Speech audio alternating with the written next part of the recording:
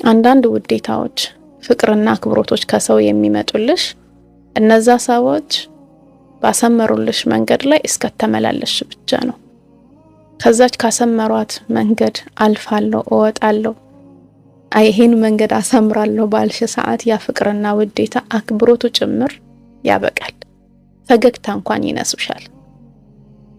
ራስሽን መሆን ስትጀምሪ ያ የነሱ ጥፋት አይደለም። ቅድሚያ ራስን መሆን ከራስ ጋር ያለው ውል ነው። መቼም የማንቀደው እነሱን ስለምትወጃቸው፣ ስለምታከብሪያቸው፣ ስለመረጥሻቸው፣ ስላስቀደምሻቸው ሊሆን ይችላል የተናነሽው፣ እነሱን የመሰልሽው፣ እነሱ በሚወዱት መልኩ የሄድሽው። ጓደኛም የትዳር አጋርም ለስራም ብለሽ ለቤተሰብ ብለሽ ለብዙ ነገር ብለሽ የምታደርጋቸው የምትተናነሻቸው ብዙ ነገሮች ሊኖሩ ይችላሉ። በነዛ መካከል ውስጥ ግን እነሱ ያስቀምጡልሽን ገደብ አንቺ አታውቂም።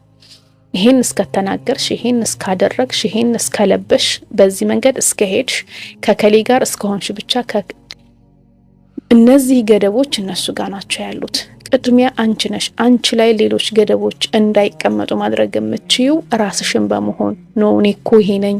አንቺ ላይ ገደብ እንዳይቀመጥ፣ አንቺ ላይ ሌሎች ሰዎች የነሱን የህይወት መስመር እንዳያሳምሩብሽ፣ ትክክለኛውን ፊት ለማየት እንዲረዳሽ ቅድሚያ ከራስሽ ጋር የምትገቢው ውል አለ። እሱም ራስን የመሆን ውል ነው። የመጀመሪያው ውልሽ ሁሌም ራሳችሁን ሳትሆኑ የምታገኙት ነገር መጨረሻው ህመም ብቻ ነው የሚሆነው።